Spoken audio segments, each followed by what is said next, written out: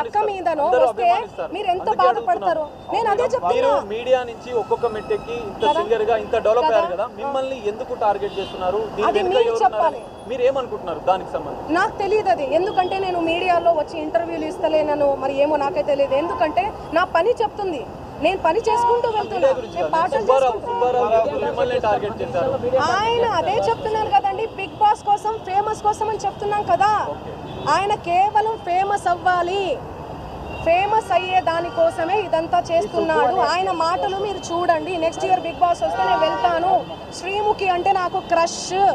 నాతో మాట్లాడేటప్పుడు కూడా మీతో ఫ్రెండ్షిప్ చేసుకున్నామంటే మీరేంది అరగంటగా మాట్లాడుతున్నారంటే, అవును కేసు పెడతాము అంటే అరగంటగా మాట్లాడకుండా ఎందుకు మాట్లాడతారండి? నేను తప్పు చేయందని, తప్పు చేయకుండా ఎవరైనా మాట్లాడతారు.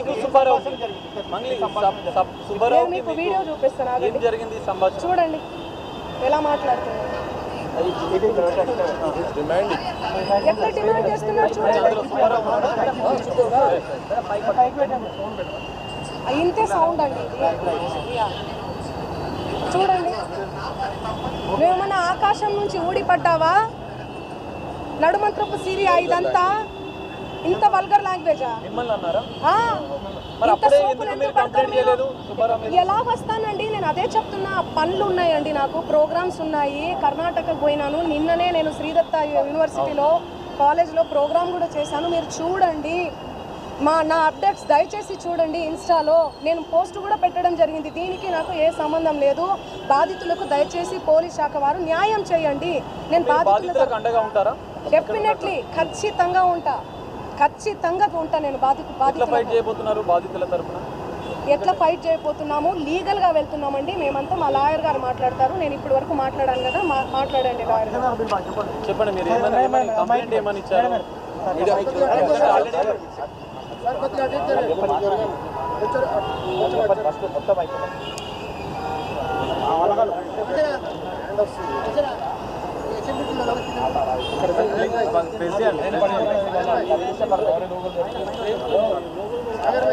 ఓకే, కింద పడుతుంది.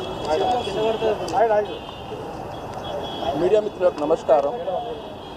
ఈరోజు మీ ముందు చెప్పడం ఏంటంటే, మన సింగర్ మంగ్లీ గారికి రెగ్యులర్గా ఇన్స్టాగ్రామ్లో, యూట్యూబ్ ఛానల్లో, మీడియాలో స్క్రోల్ చేయడం జరుగుతుంది. ఆమెని స్క్రోల్ చేయడం ఎందుకు చేస్తున్నారు అనేది ప్రశ్నలు వేస్తుంది. అయితే ఆల్రెడీ 2025లో ఈ బాధితులకు సంబంధించి ఎఫ్ఐఆర్లు జరిగినాయి. ఆ జరిగిన విషయము ఆల్రెడీ పోలీస్ ఇన్వెస్టిగేషన్ జరుగుతుంది. పోలీస్ ఇన్వెస్టిగేషన్ చేస్తున్నప్పుడు పోలీసు వారు ఎవరు తప్పు చేశారో వాళ్ళని డెఫినెట్లీ పోలీసు వారు ఇన్వెస్టిగేషన్లో పట్టుకుంటారు. ఇక్కడ మంగ్లీ గారి ఇన్వాల్వ్మెంట్ లేదు కాబట్టి పోలీసు వారు పట్టుకోవడం లేదు. ఎందుకు ఈ సుబ్బు గారు కావాలని మీడియా ముందు వచ్చి, ఆయన ఏమైనా ఆఫీసరా? ఆయనను ఎవరైనా ఇన్వెస్టిగేషన్ చేయమని అన్నారా? ఇన్వెస్టిగేషన్ ఆఫీసర్ ఉన్నారు కదా, ఇన్వెస్టిగేషన్ ఆయన చేసుకుంటారు, సిఐడి చేసుకుంటుంది. ఎవరైనా ఎకనామిక్ అఫెన్స్ ఉంటే వాళ్ళు చేసుకుంటారు, వాళ్ళకి హక్కు ఉంది. ఈయన ఎందుకు మీడియాలో వచ్చి ఈమె గురించి ఎంత డిఫెమ్ చేయడము? ఆమె ఏదో కష్టపడి 14 సంవత్సరాల నుంచి కష్టపడి ఒక పేద కుటుంబం నుంచి వచ్చి ఈరోజు ప్రజల ముందు ఆమె ఆశీర్వాదంతో నడుస్తుంది. ఆమెను ఎందుకు డిఫేమ్ చేయాలి? ఈరోజు కంప్లైంట్ చేయడానికి కారణం ఏంటంటే, ఆల్రెడీ మన సుబ్బు గారి పైన ఆల్రెడీ మనం నోటీస్ ఇవ్వడం జరిగింది. ఆయన సత్తుపల్లిలో ఉంటారని చెప్పారు. నోటీసు రిటర్న్ అయింది. ఆయన అడ్రస్ అది కాదు. నిన్న ఒక ఫేక్ కంప్లైంట్ రాసిండు. ఏమని? దాంట్లో అడ్రస్ చేంజ్ ఉంది. ఆయన డిఫరెంట్ అడ్రస్లో ఉంటాడు. ఆయన ఎలా నోటీస్ ఇవ్వాలి?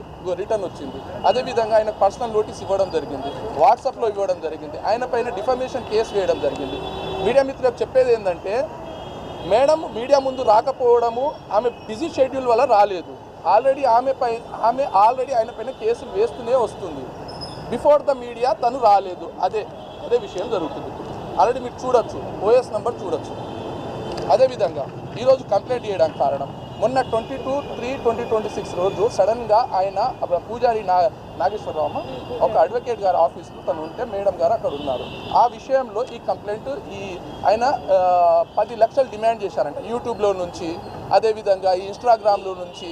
తన ఏదైతే వీడియోని అన్నీ తీసేస్తానమ్మా, నేను ఈ రోజు నుంచి నేను రాను అని అంటే తను ఇవ్వనని చెప్పింది, ఇగ్నోర్ చేసింది. రాగానే ఫేక్ కేసు వేశారు.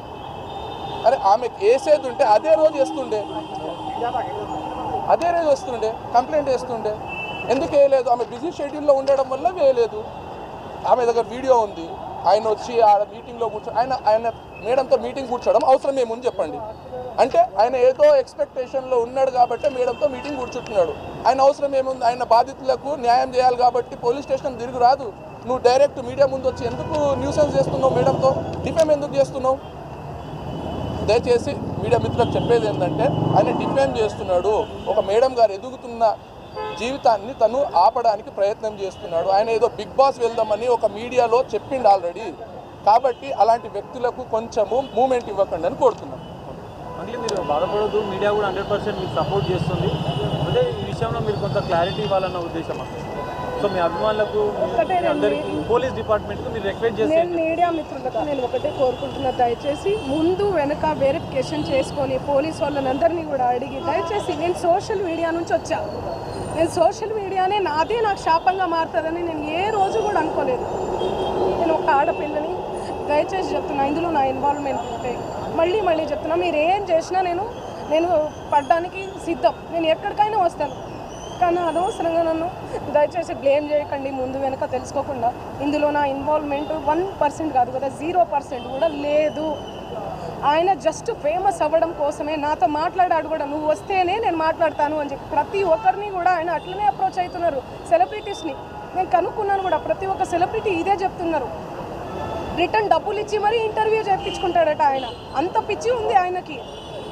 ఆయన ముందు వీడియోలు వినండి.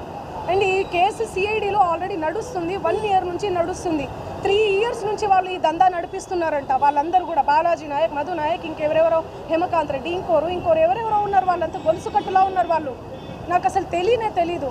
అన్యం పుణ్యం ఎరగని మమ్మల్ని, నన్ను, నా ఫ్యామిలీని దయచేసి రోడ్డుకి మీడియా మిత్రులారా మేము మళ్ళీ చెప్తున్నాం, న్యాయం ఎవరి వైపు ఉంటే వాళ్ళ వైపు ఉండండి. దయచేసి మీడియా అంటేనే నాకు చాలా గౌరవం, నిఖార్సైన మీడియా.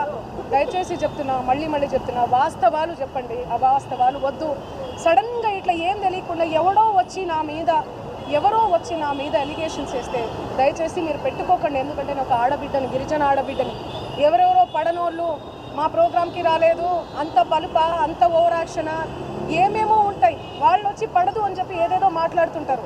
మీరు అట్లా పెట్టుకోవడం చాలా తప్పు. దయచేసి మీడియా మిత్రులు, నా ఫ్యామిలీ లాంటి వాళ్ళు, నా ఫ్యామిలీ మీడియా అంటేనే నా ఫ్యామిలీ, నేను కూడా ఒక జర్నలిస్ట్గానే వచ్చాను.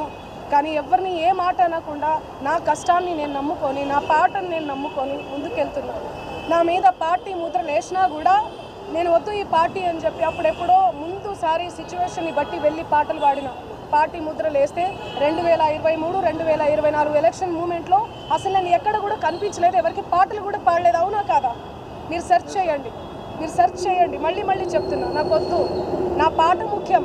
నాకు వద్దు ఈ పార్టీలు, పార్టీ జెండాలు, ఈ సుబ్బు లాంటి ఫేక్ ఎలిగేషన్స్ వద్దు నాకు ఇవన్నీ.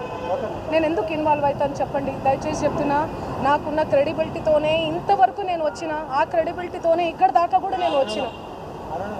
దయచేసి నా ఫేమ్ని డిఫేమ్ చేయకండి కోరుతున్నా నేను, ప్లీజ్.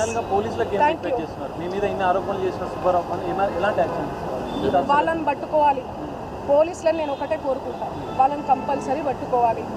పట్టుకొని ఆ పైసలు, పాపం వాళ్ళు ఎంతో కష్టపడి, ఎంతో ఏమంటారు, ఆ కష్టం విలువ నాకు తెలుసు. ఒక చిన్న గ్రామం నుంచి వచ్చినాను కాబట్టి ఎంతో కష్టపడి 5 లక్షలు 10 లక్షలు ఇచ్చుకుంటూ తిరిగిర్రు వాళ్ళు. వాళ్ళ పైసలన్నీ వీళ్ళు ఏడబెట్టిర్రో ఏం చేసిర్రో కూడా తెలియదు మాకు. అసలు ఆ మిర్యాల కూడా ఫ్రాడ్ కేసు అని చెప్పి తెలియగానే మేము ఏం అర్థం కాలే మాకు. ఏంది ఇంత డేంజరస్ ఉన్నారా వీళ్ళంతా? ఎవరిని నమ్మాలి, ఎవరిని నమ్మకూడదు? ఎవరితో ఫోటో దిగినా ఏం చేసినా కూడా ఏంది ఇదంతా? ఎవరు వేస్తుంటోళ్ళో మనకేం తెలుసండి. ఎంతో అభిమానంతో నాతో ఆడవాళ్ళు అయితే ఇట్లా చేసుకుంటారు, రాబెట్ట అని చెప్పి. ఎవరు ఎట్లుంటారో, ఎవరు ఎక్కడ ఏముంటారో, ఎవరు ఏం చేస్తారో నాకేం తెలుసు. అభిమానం కొద్ది పిలిచినా కూడా పోవడం తప్ప? చెప్పండి, మీరే న్యాయం చేయండి, మీరే న్యాయం చెప్పండి. ఈయనకేం అవసరం అండి? ఈయనేమన్నా జడ్జా, ఈయనేమన్నా జ్యుడిషియలా, ఈయనేమన్నా లాయర్, ఈయనేమన్నా ఏమంటారు పోలీస్ శాఖనా, ఇన్వెస్టిగేషన్ పర్సనా? ఎవరు ఈయన? నా పేరు పట్టుకుని ఎందుకు తిరుగుతున్నావు? నువ్వు నిజంగా న్యాయం చేయాలి బాధితులకు అంటే ఎవడైతే ఉన్నారో నిందితులు వాళ్ళని పట్టుకొని న్యాయం చేయి నువ్వు. అంతే, నా పేరు ఎందుకు వాడుకుంటున్నావు? పాపం కదా, తప్పు కదా. Thank you so much.